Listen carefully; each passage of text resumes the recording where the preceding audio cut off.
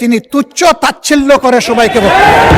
আমরা তার ছাত্র হওয়ার জন্য এখানে আসি নাই মাননীয় স্পিকার। যদি অসংসদীয় কিছু থাকে তাহলে সেটাকে এক্সপাঞ্জ করা হবে, কিন্তু কথা বলার স্বাধীনতা হরণ করবেন না। আপনারা যে কজন আছেন তার দ্বিগুণ তিনগুণ এই পাশে আছে। সংসদ সদস্য এবং স্বরাষ্ট্র মন্ত্রীর প্রতি সম্মান রেখে বলতে চাই, আজকে নতুন করে তিনি এই শব্দগুলো উচ্চারণ করেন নাই। সংসদ অধিবেশন যেদিন থেকে বসা শুরু হয়েছে সেদিন থেকেই তিনি তুচ্ছ তাচ্ছিল্য করে সবাইকে বক্তব্য। উনি নিজেকে কি মনে করেন আমি বুঝতে পারি না। এমনকি তিনি সেই দুঃসাহস এখানে দাঁড়িয়ে তিনি দেখিয়েছেন, তিনি বলেছেন যে এই সংসদে তিনি শিক্ষকের ভূমিকা পালন করবেন। আমরা তার ছাত্র হওয়ার জন্য এখানে আসি নাই মাননীয় স্পিকার। শিক্ষকতা করতে হলে তিনি একটা ইউনিভার্সিটি খুলুন, ওখানে যার পছন্দ গিয়ে ভর্তি হবে, ওনার লেকচার শুনবে। আজকে একই বক্তব্যে দুইবার উনি অ্যাটাক করে ফেললেন। আমার সঙ্গীরা তো মনে করে, আমি নিজেও মনে করি যে এইটা কালচারাল না, এইটা পার্লামেন্টারিয়ান ফ্যাসিজম। এটা হওয়া উচিত না। উনি এই পল্টন আজকে নতুন করে বলেন নাই, হিট দিয়ে কথা বলেন নাই। আজকে আমি সুস্পষ্টভাবে দায়িত্ব নিয়ে বলছি, এই পার্লামেন্টের সৌন্দর্য বিধানের জন্য উনাকে দুঃখ প্রকাশ করতে হবে এবং উনার বক্তব্য সংসদের এই কার্যপ্রণালী থেকে এক্সপাঞ্জ করতে হবে। যদি এইটুকু করে আমরা বসবো, না হইলে এখানে বসা অপমান নিয়ে আমাদের এখানে বসার কোনো প্রশ্নই উঠে না। আপনাকে ধন্যবাদ। মাননীয় সদস্যবৃন্দ, জাতীয় সংসদ জনগণের আশা আকাঙ্ক্ষা প্রতিফলন করার জন্য সবাই আমরা দায়িত্ব পালন করছি। সংসদ দেশের গর্ব, জনগণের প্রতিষ্ঠান, হাউস অব দি পিপল। এই প্রতিষ্ঠান পরিচালিত হয় কিছু আইন কানুন রীতি নীতি অনুসারে। বিশেষ করে রুলস অফ প্রসিডিওর যদি ফলো করা না হয় তাহলে সংসদ কার্যকর থাকে না।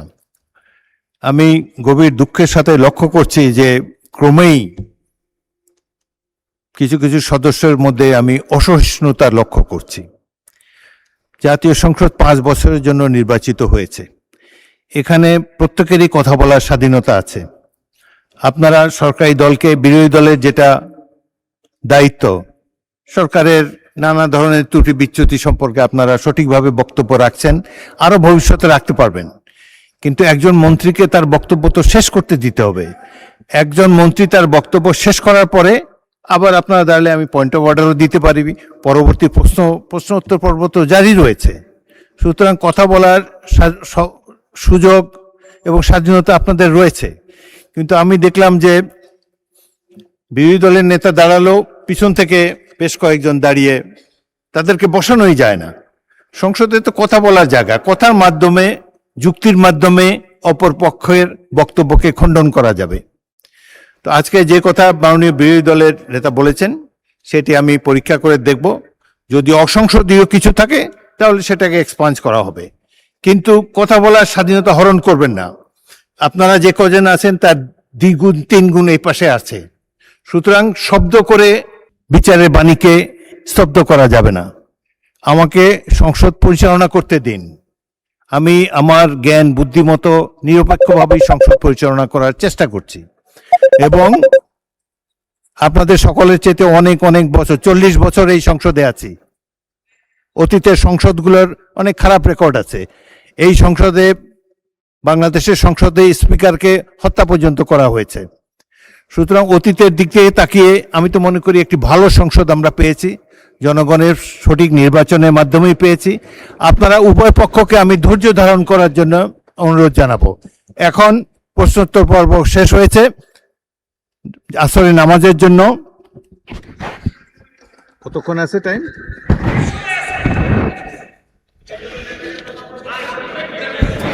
এখন আসরের নামাজ। আপনি কি বিরোধী দল নেতা আরো বলতে চান? আপনি এমন কিছু বলবেন না যে এই ডিবেটটা প্রলং হয়। এখন তো দেখেন সবাই শান্তভাবে বসে আছে।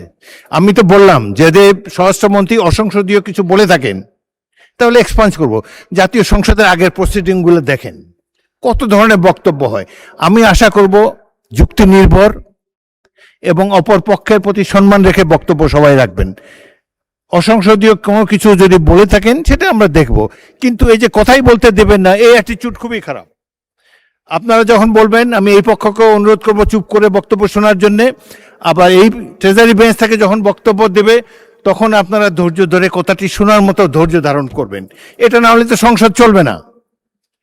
পরামত সহিষ্ণুতা না থাকলে গণতন্ত্র ব্যর্থ হবে এই দেশে।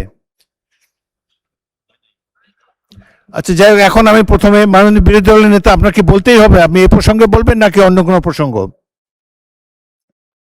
বিরোধী দলের নেতাকে মাইক দিন। মাননীয় স্পিকার, আসলে এক্সপাঞ্জ হ্যান্ডস্পট করারও ইতিহাস আছে, আবার পরীক্ষা করে দেখারও ইতিহাস আছে।